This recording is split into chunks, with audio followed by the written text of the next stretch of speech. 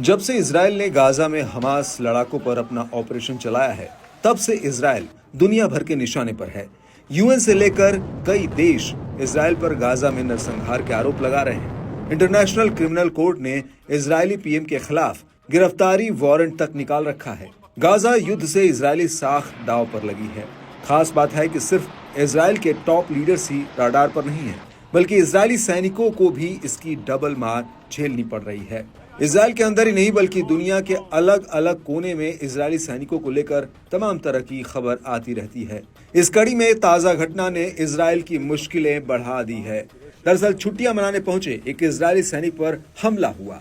हमलावरों ने इजरायली सैनिक पर गाजा में सेवा देने के आरोप में उस पर बल प्रयोग किया। मालूम हो कि गाजा में जिस तरह से बड़ी संख्या में मानव आबादी पर इजरायली सेना ने कहर बरपाया, उसकी कीमत अब इजरायली सैनिकों को बाहर आकर चुकानी पड़ रही है। हमलावरों ने इजरायली सैनिक पर गाजा में मचाई बर्बरता का आरोप लगाया। बता दें कि 22 वर्षीय इजरायली सैनिक इले थाईलैंड में छुट्टियां मना रहा था। इस दौरान जर्मन टूरिस्ट के एक ग्रुप ने इजरायली सैनिक के बारे में जानने के बाद उस पर हमला किया। पीड़ित इजरायली सैनिक ने बताया कि पहले तो हमलावरों ने मुझसे मेरे देश का नाम पूछा। जैसे ही मैंने अपने देश का नाम इजराइल बताया, बिना वक्त लिए शख्स ने मेरे चेहरे पर मुक्का मार दिया। इतना ही नहीं, हमलावरों ने इजरायली सैनिक को धक्का देते हुए जमकर लात घूंसे मारे। इले नाम के पीड़ित इजरायली जवान ने बताया कि मुझे लगा कि हमलावर खास तौर से इजरायलियों की तलाश कर रहे थे। ऐसा नहीं लगा कि वे बस अनजाने में एक गली से गुजरे। वे मुझे ढूंढ रहे थे और ये पूछने आए थे कि मैं कहां से हूं। कुल 4 लोगों के ग्रुप ने मुझ पर हावी होने की कोशिश की।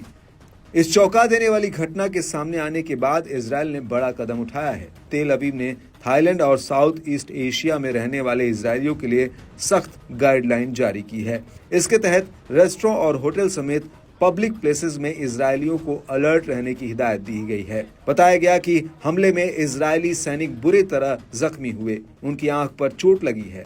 हमलावरों के लात पैर चलाने से पसलियां सूज गई हैं। वहीं इस घटना के सामने आने के बाद थाईलैंड अधिकारियों ने घटना की जांच तेज कर दी है। इस तरह के टकराव के खतरनाक असर को लेकर इजरायलियों में भी खासी चिंता बढ़ रही है। ऐसे में इस बात से इनकार नहीं किया जा सकता कि ताजा घटनाक्रम इजराइल के लिए बुरे संकेत दे रहा है। आलोचकों का मानना है कि गाजा में चल रहे इजरायली हमलों ने वैश्विक स्तर पर इजराइल विरोधी भावना एक सैनिक का नहीं है। इजराइल से हमास के खिलाफ गाजा में युद्ध के लिए गए हजारों सैनिकों का हाल कुछ ऐसा ही है। आए दिन सैनिकों के साथ दुर्व्यवहार की खबरें सामने आती रहती हैं।